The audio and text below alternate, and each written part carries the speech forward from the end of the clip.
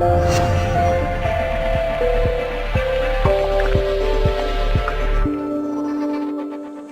JC here. I received an email recently from someone asking if codependency is a terminal progressive illness like alcoholism, and they have other questions about codependency.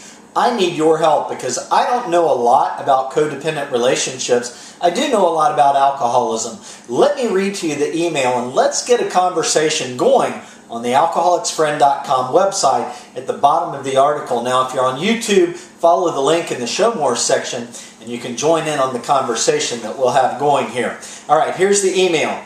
I have heard that codependency is a progressive terminal illness, just like alcoholism.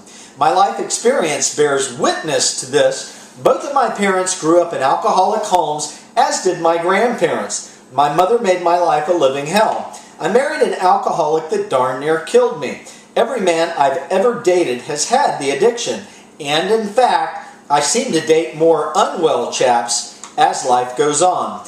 This may be because I'm getting older, as are they, and the illness is more obvious. I moved to a gorgeous country town. I love it. I feel like I am in heaven, and at last, after a lifetime of hell. For some inexplainable reason, I find myself loving a man who is, well, let's face it, without treatment, and he will be dead within 5 years. I understand that I have to let him go and let God look after him. I feel at peace with my interactions with him, and I am detached. He is a good and kind-hearted man. He's a gentleman. I have no complaints except that it will break my heart to lose him to the disease. My question is, do I resign myself to the fact that I am and will forever be a codependent? That there is no hope for a different life for me? Thank you for your website. You give me hope. Well, you know what? In my response here, let me just say what my experience has been. First of all, I do want to say it's important that we live one day at a time, as you've referenced here. You know, in my life, my mom, for years, she worried about my father, about how, you know, if he died before her, what is it that she was going to do?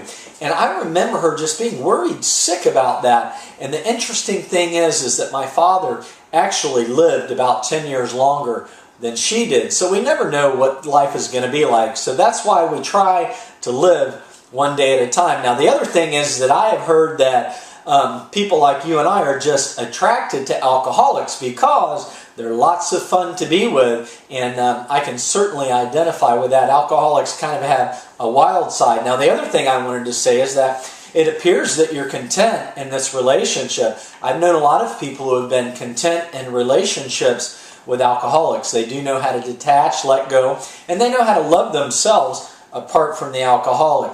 And I believe that we can have a healthy relationship being with an alcoholic. But a lot of that depends on the personality of the alcoholic and the progression of the disease, obviously. But you asked some specific questions. My question is, do I resign myself to the fact that I am and will forever be codependent and that there is no hope for a different life for me?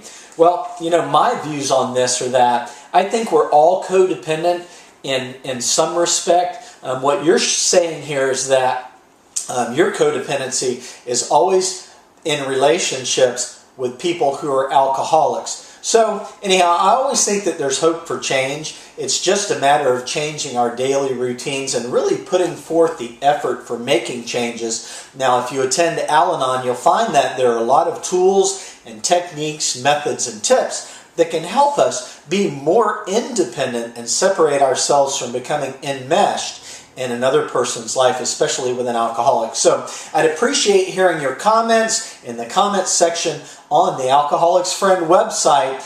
Check out the URL if you're on YouTube that'll take you there. All right, let's get a conversation going here.